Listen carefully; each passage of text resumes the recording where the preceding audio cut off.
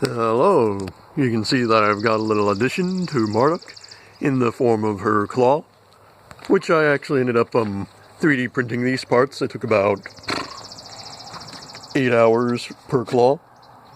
And I have these two already hooked up to bungee cords to add some elastic to pull them back into position, and with cables going up into the torso to, get controlled by the linear actuator. But I'm actually using some very crappy twine right now. You can see a little bit of it right here.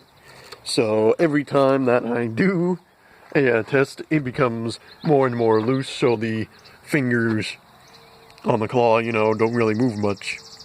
So what I need to do is replace it with either, I don't know, some fishing line or some proper rope or something like that. But you can see that when they will bend into position, it'll make a nice grabby effect. I'm not sure how strong it is because of how wobbly the metal is, but I can always get like some wood or maybe even a few little pieces of metal and bolt it right to the PVC that's actually not too far away inside on the frame. And that would probably make it a lot more sturdy in there. So yeah.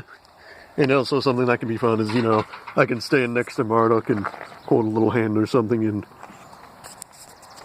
something I thought of I could do to make Marduk a little more safe for people to interact with is, instead of using Gorilla Tape on the seams, instead what I do is I get some caulking, and I think they even make shiny reflective caulking, and I can put it on the seams and it'll stick to it and nice a treat.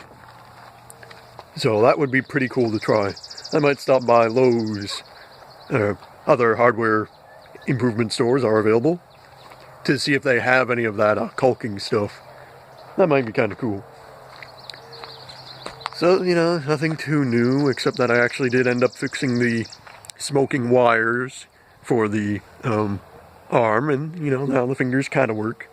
So, if you do enjoy my content, be sure to like and subscribe, and I will see you next time. Bye-bye.